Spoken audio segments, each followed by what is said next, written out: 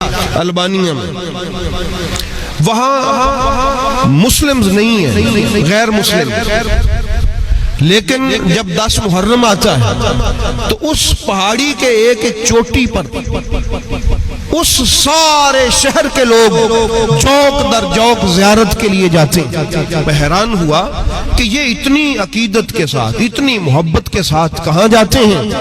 تو جا کے پتہ چلا، وہاں پر دیکھ کے آپ بھی دیکھ سکتے ہیں کہ اس پہاڑی پر دریا کے دوسری سائیڈ پہ حضرت غازی عباس کی شبیہ بنی ہوئی۔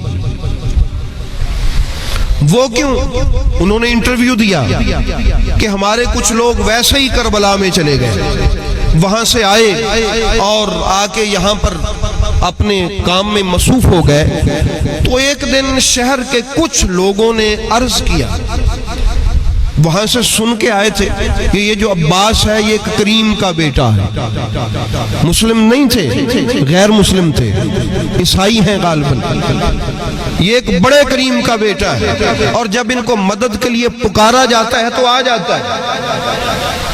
وہ ایسے تھے کہ ان کے پاس کسی کمزور ملا کے پاس وہ ابھی بیٹھے نہیں تھے جو ان کے ایمان میں تشکیک پیدا کر دے کہ پتہ نہیں آئے گا اب کہ نہیں آئے گا۔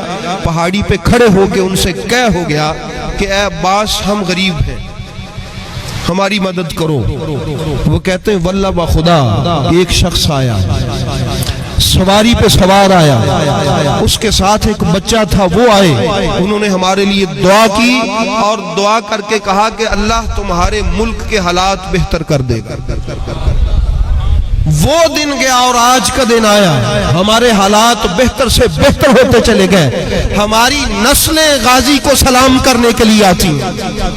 میں بتایا ہے ہر آنے والی نسل کو کہ ہم ابتر تھے، ہم گرے ہوئے تھے، ہمارے حالات بڑے ہی خراب تھے، لیکن علی کا بیٹا آیا، انہوں نے دیکھا، جو ان کی سمجھ میں آیا، جو انہوں نے زیارت کی تھی۔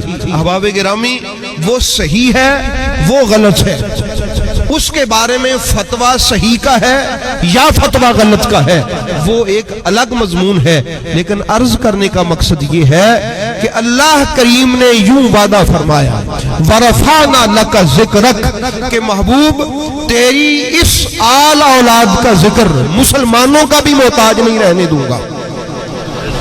یہ نہیں ہے مسلمان وڈیائی کرتے پھریں کہ ہم ہیں تو ان کا ذکر ہے۔ اللہ تعالیٰ نے دکھا دیا جہاں کوئی بھی کلمہ پڑھنے والا نہ ہو، ان کا ذکر وہاں بھی کروا دوں، وہاں بھی کروا دوں گا ذکر۔ اس لیے احباب گرامی، یہ اللہ کا وعدہ ہے۔ مجھے لوگ کہتے ہیں جی وہ بڑے مسائل ہیں، بڑی سازشیں ہو رہی ہیں، بڑے لوگوں کو سمجھایا جا رہا ہے، بڑے کام کیے جا رہے ہیں۔ میں مسکرا کے کہتا ہوں وَرَفَعْنَا لَكَ ذِكْرَكَ کے خلاف کام نہیں ہوگا،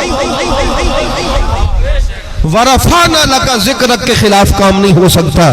جن کے ذکر کو خدا بلند کر دے ان کا ذکر کبھی پست نہیں ہو سکتا، کبھی نہیں نیچے آ سکتا۔ اس لیے احباب گرامی، آپ کو چہار دانگے عالم حسین حسین کی صدائیں سنائی دے رہی، علی علی کی صدائیں سنائی دے رہی ہوں گی۔ واللہ بخدا، میں تو تحقیق کرنے کا عادی ہوں، دیکھتا رہتا ہوں کہ کون کیا لکھتا ہے۔ حیران ہوں کہ آکسفورڈ یونیورسٹی ہو، وہ لنکن ان یونیورسٹی ہو، یا دیگر وہاں کی اور یونیورسٹیز ہوں، ان کے 26 اور 200 پروفیسر مل کے بیٹھتے ہیں، کبھی وہ حضرت مولا علی کی شان میں کتاب لکھتے حالانکہ وہ مسلمان نہیں ہیں، کبھی وہ حضرت امام جعفر صادق کی شان میں کتاب لکھتے ہیں اور کہتے ہیں کہ جس کا بیٹا اتنا علم والا، اس کا باپ کتنے علم والا ہوگا۔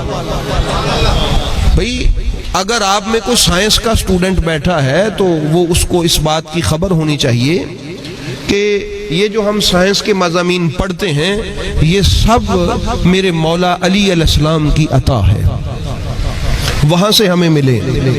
یہ فزکس، یہ کیمسٹری، یہ جو ہمارا الیکٹرونک کا نظام ہے، ہماری میڈیکل سائنس ہے، اور یہ جو ہمارے سارے معاملات ہیں، یہ جو ہم بائی ایئر سفر کرتے ہیں، اس ساری کی بنیاد کیمسٹری پر ہے۔